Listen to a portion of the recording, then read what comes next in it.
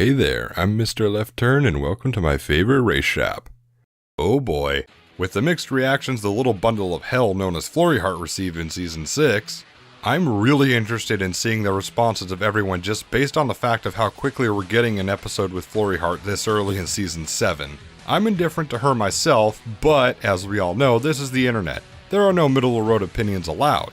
Time-wasting jokes aside, I'm skeptical when it comes to episodes with babies, considering it's easy to just have them screaming and crying the whole time and maybe throwing in a few toilet jokes.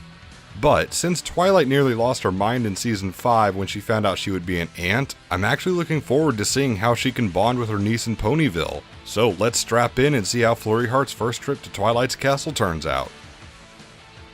Well, Flurry of Emotion seems to be fairly similar to Season 6's Saddle Row Review. Both aren't too heavily plot-oriented, they're geared more towards comedy, but thankfully, just like with Saddle Row Review, Flurry of Emotions managed to pull it off. Sort of. Yes, I'll admit Flurry of Emotions has a very stock plot, but that doesn't mean that the episode will automatically turn out to be bad. One of the things I loved about this episode is Season 6 Spike is still going strong. I loved how he was there to talk to Twilight and Celestial advice before she went to Celestia, and how when all bottled up, he listened to Starlight and tried to give her advice. And this trend continued with Flurry of Emotions with how he was trying to keep Twilight on schedule and was actually adamant about keeping up with their obligations, whereas past Spike would have just sat on the sidelines and waited for Twilight to get going. Sure, some people might think he was being discouraging by telling her how off schedule they were, but come on, in any other episode, Twilight would have done the same thing to him. We all know if Twilight was focused on keeping on time, just being 1 second late would have left her in a frenzy. Reminding Twilight that they had promises to fulfill was just being a responsible friend, and well on his way to being a responsible adult. Plus, it's nice to see Spike being rewarded for doing the right thing at the end, and not being tortured throughout the whole episode. Spike abuse did not rear its ugly head, and that's always a good thing. And while Flurry of Emotions was a bit more plot-focused than Saddle Row Review, not by much, but it was, I still laughed quite a few times during this episode. I didn't think much of it when Cadence and Shining Armor mentioned they would be heading to a friend of Shining Armor's art show, but I did not expect the writers to take a shot at modern art, and it was glorious. I loved how the two were confused if a mangled mess of shields was art, and how Shining Armor mistook a trash can for a piece in the exhibit. Their daughter also had some pretty funny moments as well.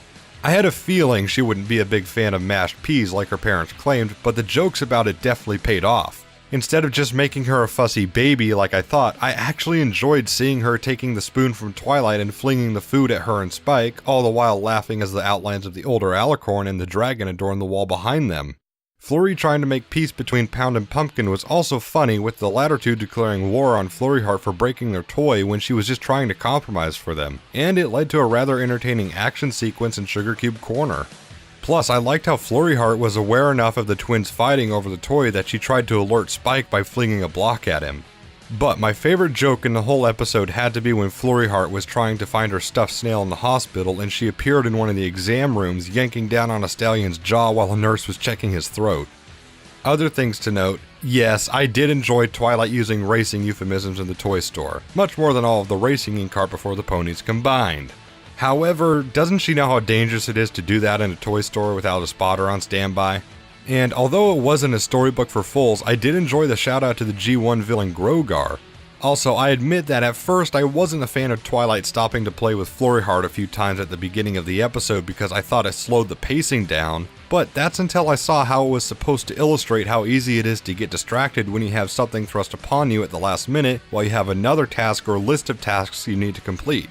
This also tied into how fluid the pacing of the episode was and how well it all flowed together. As for the moral, I thought it was pretty rock solid. You shouldn't shirk your current responsibilities in favor of a new one, but Cadence and Shining Armor also learned that, although surprises can be fun, they really should have given Twilight a few days notice so she could work something out and take care of Flurry while helping out with the ill school ponies at the hospital. However, I'm very happy that Twilight, Cadence, and Shining Armor all admitted to their faults instead of it just being Twilight admitting that she shouldn't have accepted her family's last-minute request. Here's the thing though, I know it ties into the moral and this really is just a nitpick on my part, but I still find it pretty rude of Cadence and Shining Armor to show up to Twilight's castle unannounced and just ask her to watch Flurry. Yeah, they learned that they should have given her a few days notice to see if she actually could watch Flurry Heart or if she could work watching Flurry Heart into her schedule, but still, that part of the episode kind of irked me. Do they deserve a day off from running the Crystal Empire and raising their daughter? Of course. But is it too much to ask for just a little notice? Yet, if only Twilight confessed she shouldn't have agreed to watch Flurry Heart and Cadance and Shining Armor didn't apologize for showing up out of the blue, the moral would have felt just a little hollow to me. So, Flurry of Emotions isn't the greatest episode in the series, yet this was still a fun and enjoyable ride. We also got to see some cute moments between Flurry Heart and her auntie Twilight, so that's always good. Coupled those with some great visual humor, the racing car euphemisms for me, Spike's maturity shining through, that Grogar shoutout which could be an indicator of a future villain, remember the Mare on the Moon was also supposed to be just a tale, and the great and fluid pacing. Flurry of Emotions brings Season 7 to 3 for 3 on Green Flag ratings, and it's an improvement upon Baby Cakes at least. But what did you think of Flurry of Emotions? Post your thoughts in the comments below, and thanks for watching. I'm MrLeftTurn. I'll see you when I get back from the track.